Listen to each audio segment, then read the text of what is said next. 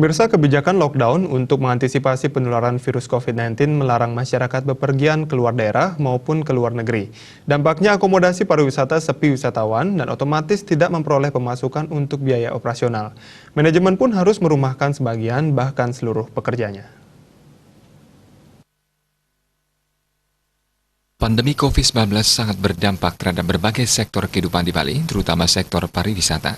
Pariwisata menjadi tulang punggung perekonomian Bali, mengingat sebagian besar masyarakat Bali bekerja di sektor pariwisata. Pandemi COVID-19 di seluruh dunia telah memakan banyak korban jiwa, sehingga pemerintah negara-negara sahabat mengeluarkan berbagai kebijakan, seperti tetap berdiam di rumah, menghindari kerumunan orang, dan tidak berpergian keluar daerah maupun luar negeri. Bahkan ada pemerintah yang menerapkan kebijakan lockdown yang mewajibkan masyarakat tetap berada di rumah dan menutup diri dari lalu lintas perjalanan dari luar negeri.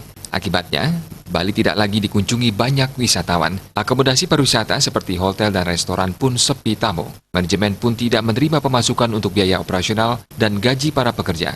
Manajemen pun terpaksa mengurangi jam kerja dan bahkan merumahkan sebagian maupun seluruh pekerja. Hotel-hotel pun menjadi tampak semakin sepi. Bahkan di salah satu hotel, rekaman video amatir yang viral di kalangan warganet atau netizen mengabadikan kawanan monyet bisa bebas berkeliaran di hotel tersebut dan lingkungan sekitar. Bahkan monyet-monyet itu berenang di kolam renang hotel.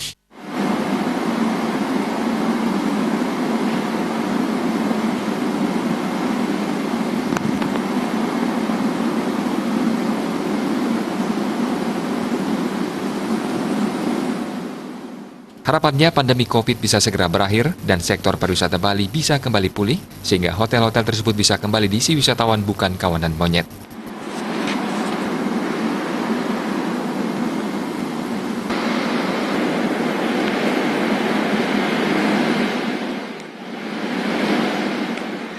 Tim Liputan Bali TV.